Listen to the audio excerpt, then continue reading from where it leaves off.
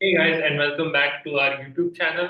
So first and foremost, thank you so much to everyone who gave us their well wishes on our wedding. And yeah, since we are now living together, we will upload videos in this format. And so yeah, like the funniest comments that I mentioned that I found were the ones who were wishing us well on the internet, like saying things like, "We have no idea who you guys are. Why are you guys in my feed?" But congrats anyway. Which like the irony was hilarious. That on one hand you're like, why are these people even here? But hey, congratulations, we wish you well. But yeah, we are two random people from India, but we do talk about many different interesting topics. And yeah, I think a lot of people do like us. Not that many, but hey, it is what it is. So if we are in your feed for no reason, I would just request, just give us a try. Yeah, go through some of our videos, and who knows, maybe you might even like it. So coming back on the to the other issue, which is the issue of mics, right? A lot of you guys have given us constructive criticism, which we always appreciate, indicating that the voice quality is not up to mark, and we apologize for that. And we have ordered mics, and hopefully the voice quality will now be much better due to two reasons. One being that we are in the same space together. The second thing, we have ordered mics, so I think the audio quality should be sorted. And if it isn't, then you, our dear viewers, can always let us know. And coming back to the topic for today's video, there is no topic. This is an idea basically by Sharvari, credit where credit is due, who suggested that we have like a free-flowing discussion and just see where it goes. Because usually we've done videos where we have a very structured discussion. These are the topics. Sometimes we even have notes because we don't want to miss key or critical points. Yeah. So this is her idea, and I think I should give the floor to you. Let's see what happens. I don't know. So I think the idea came to me from the fact that now, since I had mentioned in the previous video that both of us are married, we're in the same space, and this is us on a Sunday afternoon. We're just hanging out with each other, and I think I just want you guys to see what we hang out like as a couple. So you guys can, just if you're working, you can keep us to the side. You can listen to us while you work, do your daily chores, and just be a part of a conversation as we discuss random things, life, and everything in general. Yeah, except most of the things we discuss can never be put on the internet because of legal reasons, social reasons, cultural reasons, moral reasons. But I'm joking, but you know what they say, right? Every joke has a kernel of truth in it, and yeah, like so. So let's see how this goes, and I hope you guys really enjoy this video, and if you don't, then we apologize for that in advance. I don't. In the words of the great Conor McGregor, I apologize to absolutely nobody. But like, this is something that I'm putting up for you degenerates for free on the internet. Okay? Sharang have already called them degenerates like it's a free service. Why would I apologize for something when I'm putting up a product on the internet for free? Like, what is this? Let's start by not calling our subscribers degenerates, I think. I'll try my best. But that is Sharang being Sharang. So, yeah, Sharang, tell me, why are you funny? I'm not funny. In fact, most people call me obnoxious, insufferable, horrifyingly racist. Like those are the epithets that have been used to describe me.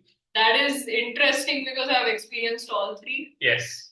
So, yeah, but maybe I think you've spoken about science a lot on this channel. So I think our viewers, or maybe me as well, because I haven't had a discussion with you sitting down.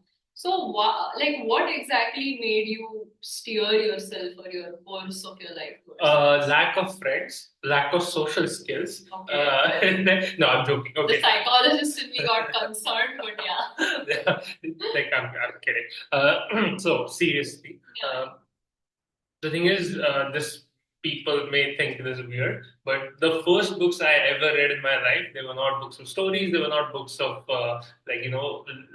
whatever, like those cartoon coloring books or whatever. They were actually the Britannica Encyclopedia, and of course, I did not understand much. Like I was like, what are these pictures? What do they represent? But I did see different images which I remember to this day. One of those was the image of a monkey slowly becoming erect into a human being. That kind of, I should have phrased it better. The monkey slowly becoming upright as it becomes a human being. Another was the cool picture of an atom. Another picture was cool pictures of a galaxy. So I was basically fascinated with science for my entire life. And my mom would read to me storybooks, but the she bought a bunch of encyclopedias. So it was the Britannica Encyclopedia and Know the World, and we had these big boxes. And we also did not have any television. So I spent my childhood reading science books. I was fascinated with it my whole life. I think I would interrupt here. That was a golden period. Like I remember my childhood being kind of similar because I used to also read a lot of encyclopedias, atlases, and learning all the world capitals. But I think those times were really similar because you did not have television. Yeah. So we grew up in a world. I think our generation might be the last generation who will not watch, who would not have watched TV. I mean, quite early in their lives. We also read, but nowadays, like the kids I see nowadays, they are just exposed to screen, social media, television from a very young age. That's an issue. Yeah, I mean the thing is, like televisions existed even when I was a child. Yeah. But we, like my parents, did not want to expose their children to television, which is why they never. And it's not like they were like, oh, one set of rules for me, one set of rules for you. They were not hypocrites in that sense. Right. So they just didn't keep a TV at home, and we all would, do other things. And I remember going, one of my favorite memories actually is that we would go to my grandmother's house, and for 1 hour we would watch either Pokemon or Digimon, which are like Japanese cartoons which were dubbed into Hindi, and we would watch them in India. So yeah, like and then like I was fascinated with science in 10th grade. Then I met a career counselor and I had an aptitude test. Okay. And my aptitude in this core sciences was much higher than my aptitude in maths. So then I decided to go for core science. And I met this career counselor once more, and she told me that biotechnology is a burgeoning field. There are some career opportunities. And in retrospect, that was a good decision because later I transitioned from academia to the industry. Right. And like if you become, let's say, your degree in theoretical physics, it becomes really difficult to transition to industry. I mean, you can use your high-level mathematical skills, for example, to become a data analyst, but then there's a much more straightforward path rather than studying theoretical physics. So yeah, I think that's why science. That's interesting. I mean, I think from that point on, that moment when you met the career counselor might be a moment that really changed your life because it steered your life. Yeah. I think before that, everything is quite generalized. Like you're studying all the subjects at a time. Yeah. But then you kind of made your choice that time, in that moment, that okay, this is what I want to do. Yeah. And like, I mean, I think how you chose your career or something like this, that's already, I think we've discussed in detail. Yeah. I think like for those who haven't watched that video, I suggest you guys can go and see the video in our playlist. It's called How We Chose Our Careers. Yeah. But I have a similar story. I also visited a career counselor, and I was fascinated by, like, I didn't know what to do until a very, elder age, I would say. I was past 10, so I read a lot of psychology books, and that's how I got interested in the subject, interested in people, the way they think, or things like that. So I think that's how my career was shaped. Yeah, but it's like it's a very the thing is what is different about this time as compared to all the other times in history, and that is the rate of change because technology has pushed a tremendous rate of change on all human beings and consequently human societies. And as a result of this, we as young people in our 20s live lives which are completely alien to the lives of, let's say, our grandfathers. And that was just 100 years ago, which is like it's literally 2 seconds in the timeline of this world. And I think this is one of the reasons why there's so much generational disconnect today. Correct. And why there's so much familial strife, I would say. Because it's like, how can like a man, like my grandfather, right? Or your grandfather, these were people who were born pre-independence India. They did not have access to like asphalt roads. They saw an India which was struggling with like food insecurity. And how is that person even remotely supposed to relate to someone like me, who grew up basically with like iPads and iPhones? Exactly. I think development caused the generation gap. I think the rate of development. The rate of development caused generation gap, because I find myself like my grandmother or people I talk to, sometimes they can't really understand what I'm saying because. But I like one thing about the elder generation is that they also want to learn.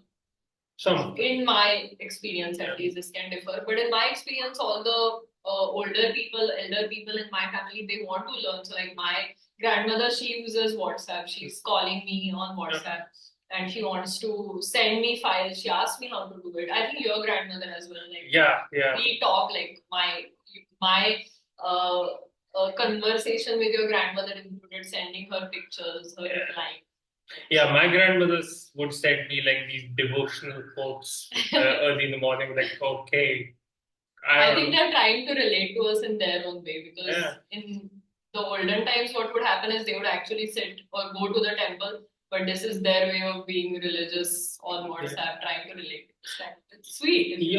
No, my grandmother really taught me a lot about the Bhagavad Gita, and because my family is not super religious, but because like whatever I know about the Bhagavad Gita, or like what sparked my interest in Hindu religion was my grandmother, I would say. Right. And like speaking about family, I think family plays a big role in your upbringing. I think so. I mean, like all of science, right, and to some extent psychology, it says that who you are as a human being is decided 50% by your genes, your DNA, and 50% by your upbringing. So, like, family is like literally 50% of your DNA, which in today's world is a bit of a controversial idea because taken to the extremes, it goes to the dark path of eugenics and racial supremacy, and some groups' DNA is better than other groups' DNA. But without going there, DNA does. Exactly. I think, like as a psychologist, I believe that early family experiences really shape your adult. So we see a lot of people from broken homes. So they are not that capable of handling themselves in the adult world. So okay, like are you referring to anyone specific? No. It's very general. I think like I read a lot, I see a lot. It's a broad generalization. It's a broad generalization. Right. No, I really. Okay. So tell me more about these people. So what happens is, as I had mentioned, that early childhood experiences are very important. So if you are a person from a broken family, then you tend to behave in ways that is not socially acceptable. I see. That's why you see a lot of anxiety, depression rising nowadays, especially in our generation. There's also social media as a contributing factor. But I think having good childhood experiences is necessary. I personally was very fortunate to have received that. Like I'm an only child. I think subscribers might know that, but I'm an only child, so I was living a great life. I think in India it's called Papa Ki Paristiti. That's what that's what is said, but no, but I think I was really raised well. Like I sometimes look at people my age nowadays, the way they behave, and I think compared to them, I really was raised well. So maybe this is a time for me to thank my parents. Since I'm married, I have my own house, and I am starting to realize the responsibilities of adulthood slowly as I'm getting married. So, like, what's your take on marriage, Sharang? I mean, it's too early to say. Yeah, like what do I know? Like I've been married for a week. In 2 months, when I want to kill myself, I'll think I'll get back to you. Okay, fine. No, I thought I would have done that. Right. But yeah, like seriously speaking, the reason why I decided to get married in the first place is because to some extent traditions are important. Right. And my default assumption is that if everyone else is doing something, right, then that doesn't mean you automatically should do it. But that does mean that it probably serves a vital role. Right. So marriage as an institution is based on the human biological need to pair bond with a member of the opposite sex. That's one thing. Marriage is a cross-culturally observed. Like no matter which culture you go to, you find an example of marriage. In fact, there are some tribal people, right, and they don't have an organized socio-cultural institution of marriage, but they still have this. Okay, that woman is now his, and that man is now hers, kind of thing. Stable. So yeah, so I believed in marriage. Another thing was I've just seen it. Like my parents have a stable marriage, and I've seen the consequence of growing up in a stable home. And I also have some friends, unfortunately, who grew up in like broken homes, and I saw what effect it had on them, and I saw what effect it had on me. Right. So growing up with parents who are stable, you always know what to expect. You're raised with some discipline. It's important. And kids growing up in fatherless homes have a much higher chance of criminality. They have a much higher chance of straight line there. Delinquency, juvenile delinquency, a lot of problems. So yeah, I think marriage is a I believe in it as an institution, and I also always wanted to have kids of my own. Right. And I think the best, no offense to single mothers or single fathers, but I just believe that the best environment to raise children in is a mother and a father, because a boy needs someone to emulate, which is his father, and a girl needs someone to emulate, which would be her mother. Yeah. And young boys, testosterone fueled young boys, because when you're a boy and you become a man, all of a sudden there's testosterone in you, and testosterone can promote aggression, because all of a sudden you have a lot more strength in you, you have a lot more aggression, and but you're still a kid here, so you need someone to regulate that, because like if we have a 14-year-old son, right, you can't really, he won't be scared of it, right? Like, you know what I mean, right? Yeah. But that's why you need fathers to keep young boys in the that check on the situation. And I also think that women, because they're so nurturing and because they are great with kids, biologically maybe even, that sometimes too much love can blind you or too much love can spoil you. And I think that's why maybe you need that balance of mother. So that's my view. I mean, like my take on marriage, it's as you said, been a week, but I realize, or I'm starting to realize how hard it actually is. Like managing everything on your own, and kind of, I think in our marriage at least, we made a few decisions that put us completely on our own. So like I am very fortunate to have a caring mother, a caring mother-in-law, caring father-in-law. So we have that system. But I think we made a few decisions that had me completely like it came on me, and that is why I somewhere I think feel like it's very hard to do. And the other day I was just thinking about my mom and how she did. So it just makes me realize that okay, you think marriage is just about that one day. You wear pretty stuff and everyone's just happy for you. Pretty sure only teenage girls think that, but okay. No, I mean, if you ask every girl out there, she will tell you that her marriage day was the most beautiful day of her life. Because it's a thing, I don't know, it's kind of a rite of passage. Okay. Sure, yeah. So like, it hits you that you will be leaving your house, the house that nurtured you for the past 24, 25 years, whatever years. And now you'll be stepping into this world which is completely unknown.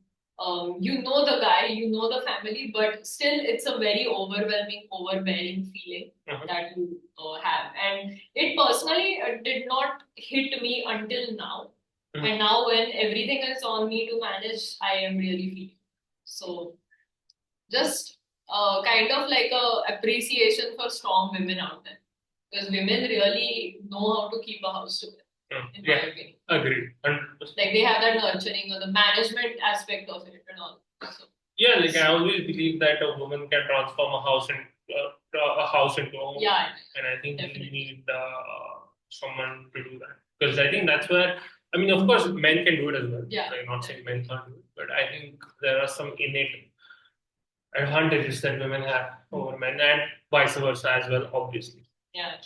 I think what I liked about transforming our place was putting a touch of both of us. So I think that's important. What some people fail to realize is while transforming a house into a home, they just think about themselves. But then if you are house is a representation of the both of you. It should have something of the both.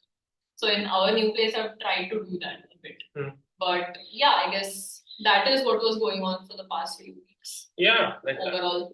I mean, from my end, it's mostly been like I have a new job which I absolutely love. I'm now in sales, and I get to like I love doing it because I get to roam around. I make much better money, and like what I learn like about my new job is the incentive structure. As in, like I'm rewarded for my own personal effort, not So and plus, rather than being stuck in a lab all day, I would rather be outside, meet different people. That's something that gives me joy and pleasure. Yeah, we'll see what happens. Like I don't like to rush to judgment. And right now, touch wood, so far so good. By the grace of God, everything's been going great. I wish to thank God, and I'm really grateful for everything that I've been blessed with. Basically, I think it's important to have gratitude. Right? Definitely. And I feel lucky to have this life. And I think that's a good place to end. Yeah, I was gonna say the same thing that what I would give as a message to all of our subscribers is be grateful for what you have. You might be in a hard place, you might be in a difficult place, but you are definitely given something in, even if you are in that difficult place. So just remember that, keep a check of that, and just be grateful. Appreciate it. Okay. And we are grateful to our fans, our subscribers, and all those people who watch our videos, who send us messages that they love our content. And please, give us your suggestions. Believe me when I say this, since we are a small YouTube channel, we read all of your comments. Like literally, not even one escapes our attention. So yeah, get back to us with suggestions. We have followed a few of them. So yeah, and let us know. And thank you. Thank you. Bye bye. And like, share, and subscribe. Yes, that.